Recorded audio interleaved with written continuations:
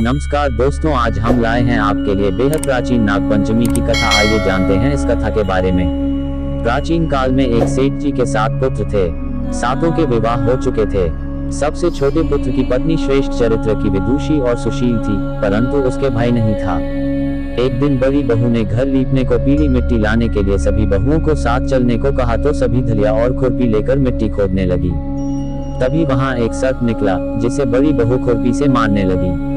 ये देखकर छोटी बहू ने उसे रोकते हुए कहा, मत मारो इसे, ये बेचारा निरपराध है। ये सुनकर बड़ी बहू ने उसे नहीं मारा। तब सर्प एक ओर जा बैठा।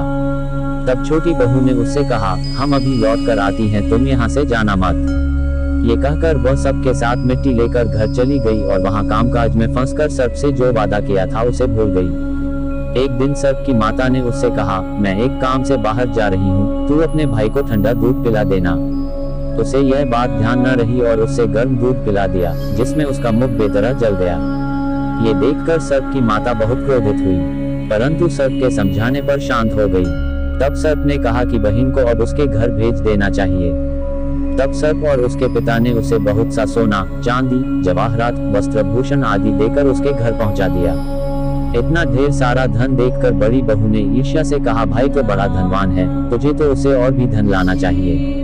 सर्प ने यह वचन सुना तो सब वस्तुएं सोने की लाकर दे दी। ये देखकर बड़ी बहू ने कहा, इन्हें झाड़ने की झाड़ू भी सोने की होनी चाहिए।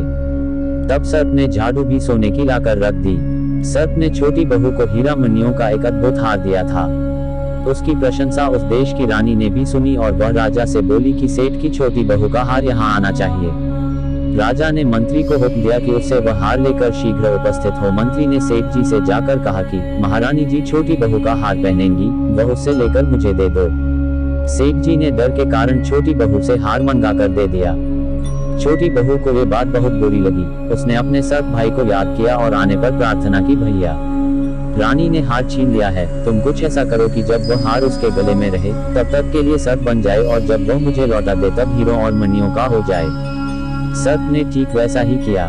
जैसे ही रानी ने हार पहना वैसे ही वह सर्प बन गया। ये देखकर रानी चीख पड़ी और रोने लगी। ये देखकर राजा ने सेठ के पास खबर भेजी कि छोटी बहू को तुरंत भेजो। सेठ जी डर गए कि राजा न जाने क्या करेगा। वे स्वयं छोटी बहू को साथ लेकर उपस्थित हुए। राजा ने छोटी बहू से पूछा, तूने क्या जादू किया है, मैं तुझे दंड दूंगा। छोटी बहू बोली, राजन धृष्टता क्षमा कीजिए, यह हार ही ऐसा है कि मेरे गले में हीरों और मणियों का रहता है और दूसरे के गले में सर्प बन जाता है। ये सुनकर राजा ने वह सर्प बना हार उसे देकर कहा, अभी पहनकर दिखाओ। छोटी बहू ने जैसे ही उसे पहना वैसे ही हीरों मणियों का हो गया। ये देखकर राजा को उसकी बात का विश्वास हो गया और उसने प्रसन्न होकर उसे बहुत सी मुद्राएं भी पुरस्कार में दी। छोटी बहू अपने हार और इन सहित घर लौट आई। उसके धन को देखकर बड़ी बहू ने ईर्ष्या के कारण उसके पति को सिखाया कि छोटी बहू के पास कहीं से धन आया है। ये सुनकर उसके पति ने अपनी पत्नी को बुलाकर कहा, ठीक ठीक बता कि यह धन तुझे कौन देता है। तब वह सर्प को याद करने लगी।